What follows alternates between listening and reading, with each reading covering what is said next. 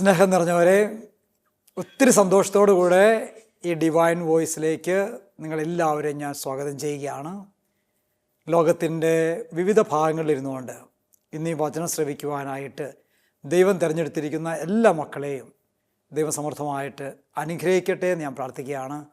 പ്രത്യേകമായിട്ട് ഈ അവസരത്തിൽ നിങ്ങളെല്ലാവരുടെയും നിയോഗങ്ങൾ, മനസ്സിൻ്റെ ഓരോ നൊമ്പരങ്ങളും ഓരോ പ്രാർത്ഥനയും എല്ലാം കർത്താവിൻ്റെ കരങ്ങളിലേക്ക് ഉയർത്തുകയാണ്. ഈ വചന പ്രഘോഷണത്തിന് സമയത്ത് ദൈവം നിങ്ങളുടെ നിയോഗങ്ങൾക്ക് മറുപടി നൽകട്ടെ, പ്രാർത്ഥനയ്ക്ക് ഉത്തരം നൽകട്ടെ എന്ന് ആത്മാർത്ഥമായിട്ട് ഞാൻ പ്രാർത്ഥിക്കുകയാണ്.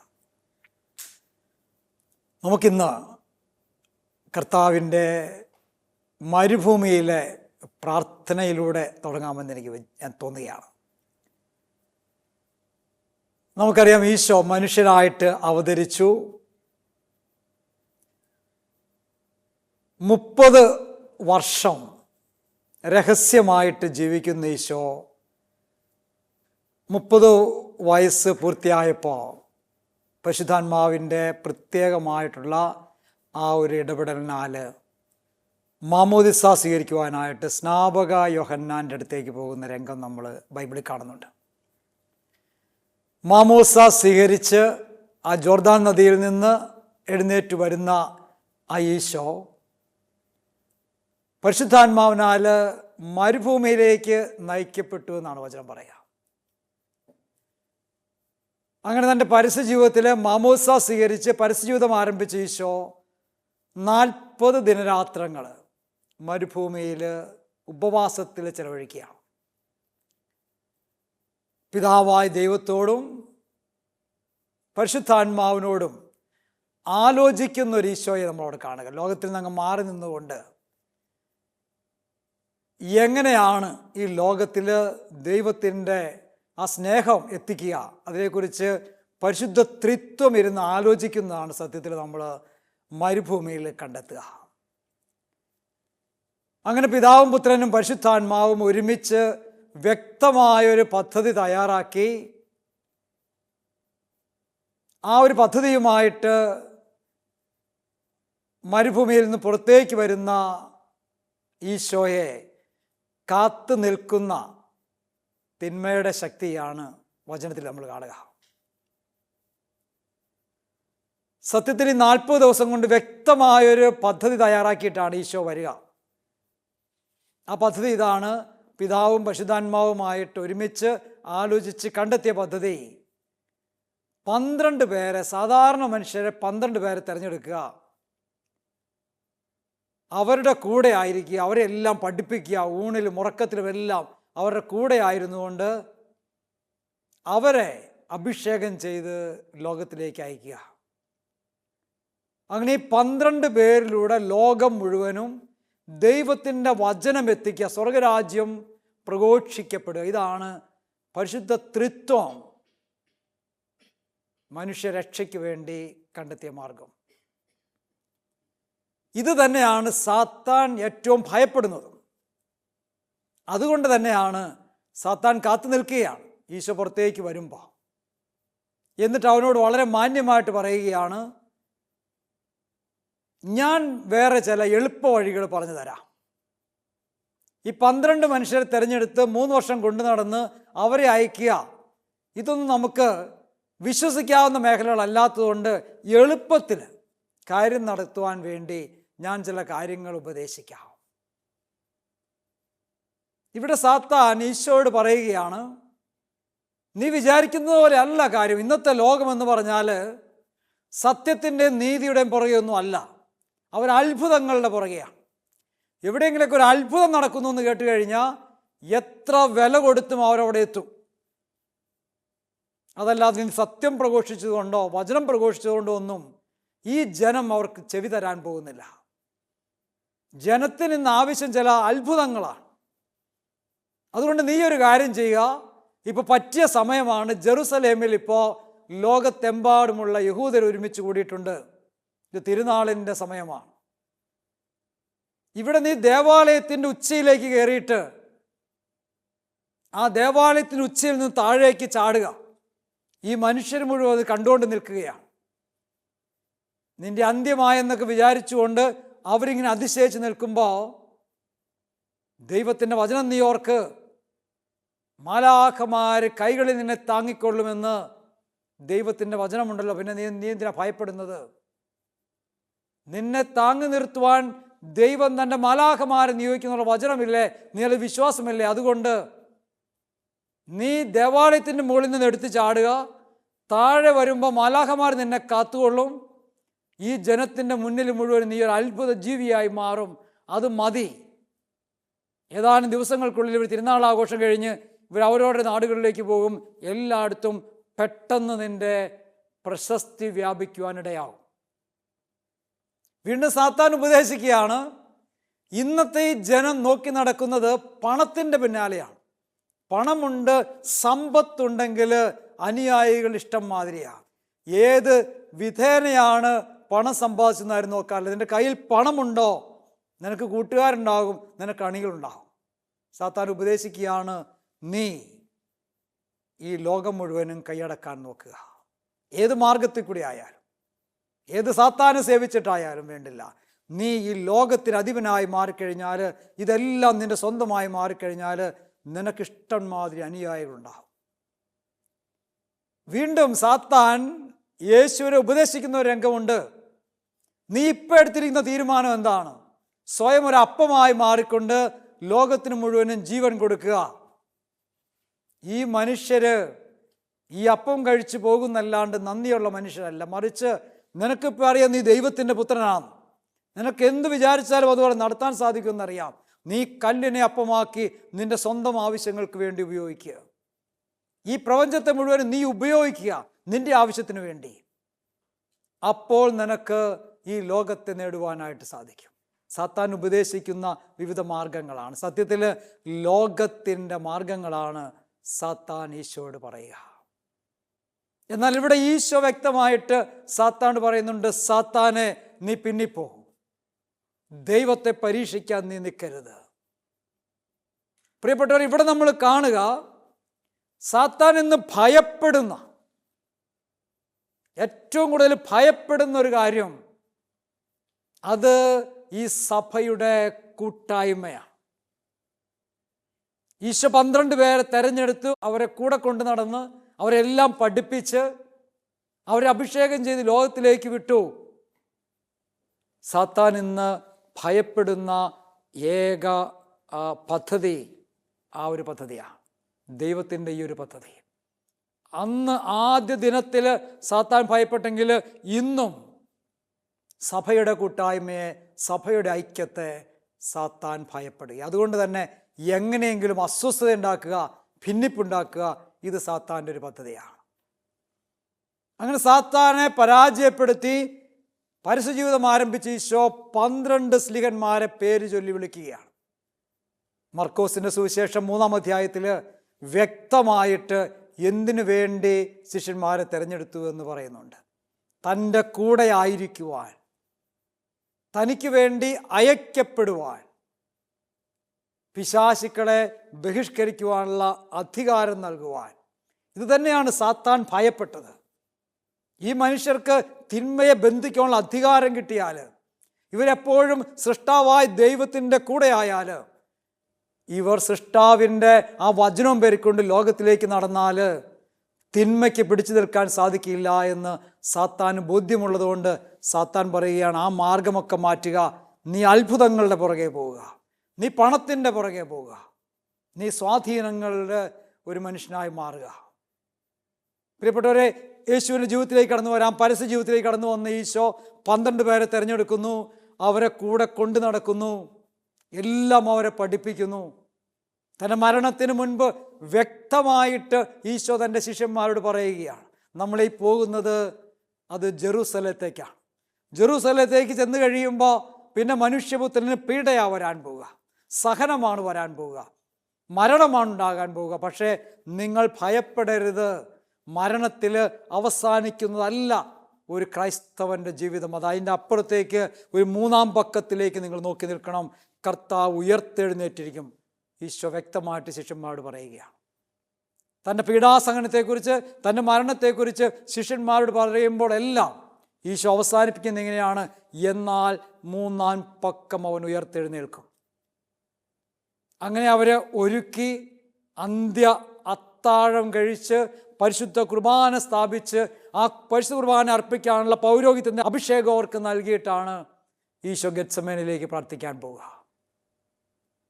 ആ ഗെത്സമേൻ പ്രാർത്ഥനയുടെ അവസാനം പുറത്തേക്ക് ഇറങ്ങുമ്പോഴാണല്ലോ യേശുവിനെ ചങ്ങലയ്ക്ക് വെച്ച് അവർ പിടികൂടുന്നതും പിന്നെ വിചാരണയ്ക്ക് കൊണ്ടുപോകുന്നതും പിറ്റേ ദിവസം ഭീകരമായുള്ള പീഡനങ്ങൾക്കൊടുവിൽ കുരിശിൽ തറച്ച് കൊല്ലുന്നതും.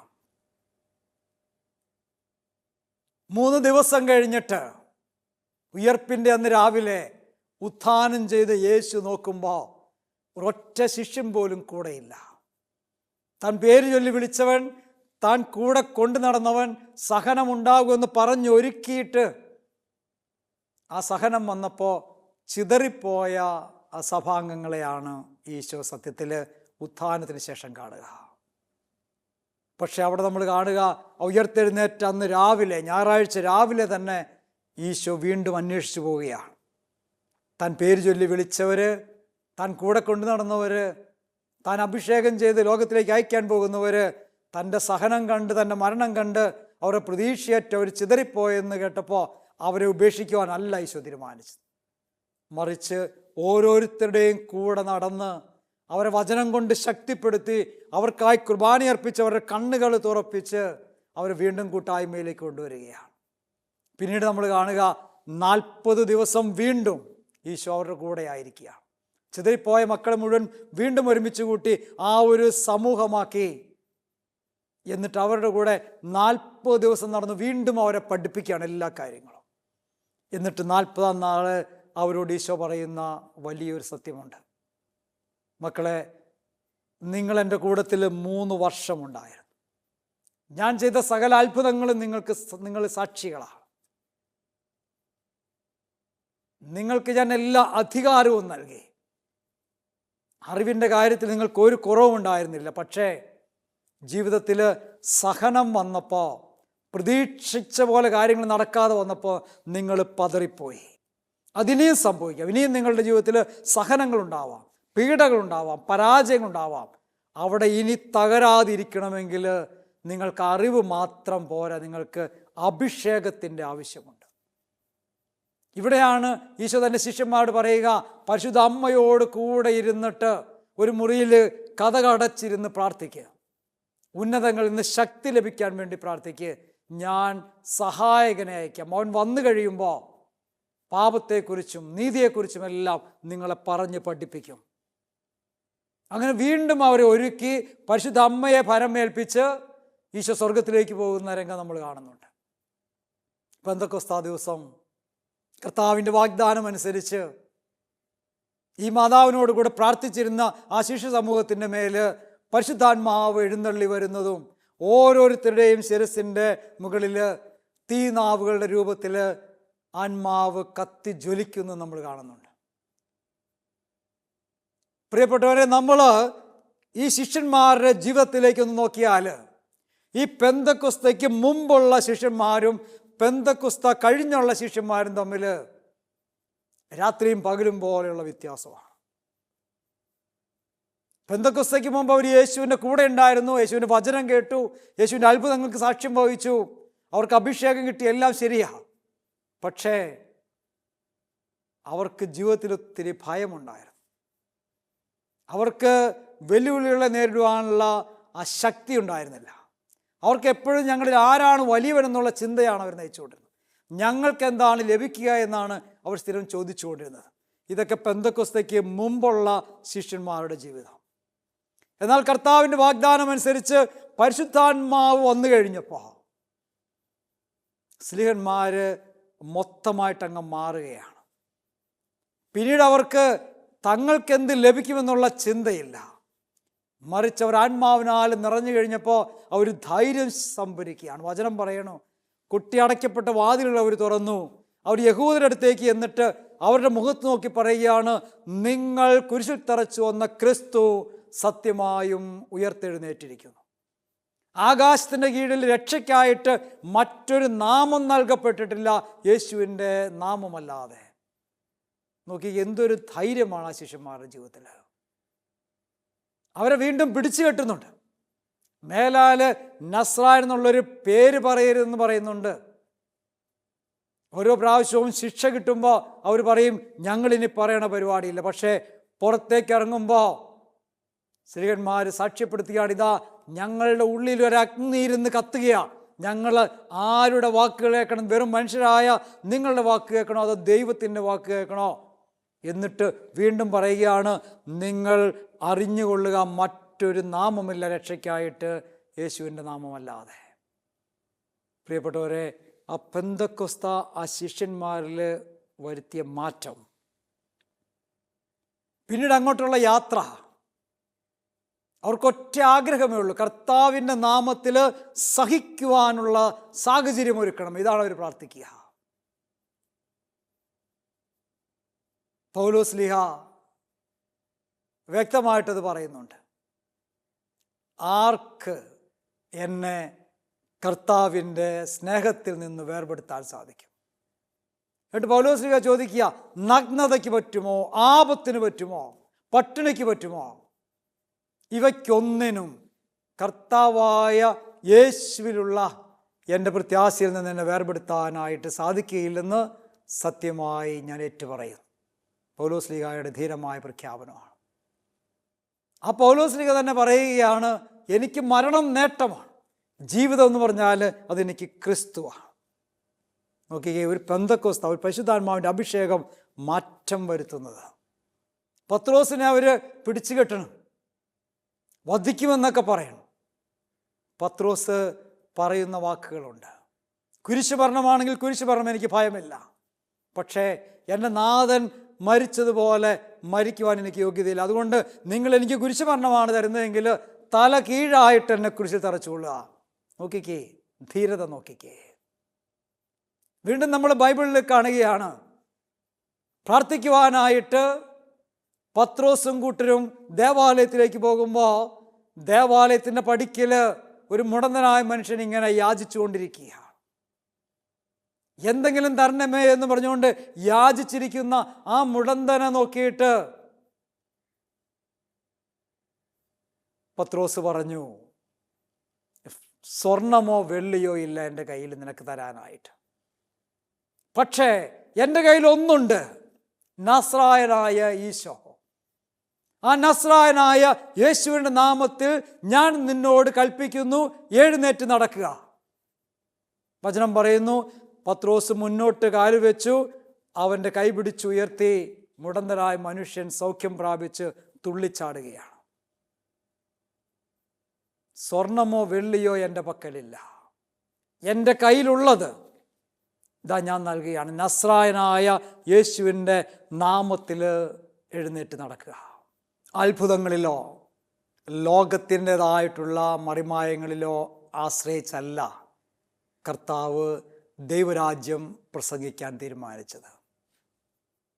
മറിച്ച് ദൈവം തെരഞ്ഞെടുത്ത മക്കള്, അവർക്ക് അഭിഷേകം കൊടുത്ത് അവരെ ഒരു സമൂഹമാക്കി, ആ സമൂഹം ഒരല്പം ഈസ്റ്റ് മുഴുവൻ മാവിനെ പുളിപ്പിക്കുന്നത് പോലെ, ഒരു ചെറിയ കടുകുമണി മുളച്ച് വലിയ ആ ഒരു സസ്യമായി മാറുന്നത് പോലെ, ഇതാണ് ദൈവത്തിൻ്റെ ദൈവരാജ്യത്തെക്കുറിച്ചുള്ള സ്വപ്നം. അതുകൊണ്ട് തന്നെയാണ് കർത്താവ് പറയുക, പത്രോസ് എന്നീ പാറയാകുന്നു, ഈ പാറമേ ഞാൻ എൻ്റെ സഭ സ്ഥാപിക്കും, ഒരു ശക്തികൾക്കും അതിനെതിരെ ഉയരുവാനായിട്ട് സാധിക്കുകയില്ല. കാരണം തമ്പുരാൻ ആ സഭയെ സ്ഥാപിച്ചിരിക്കുന്നത് ആ ശിഷ്യന്മാരുടെ കൂട്ടായ്മയിലാണ്.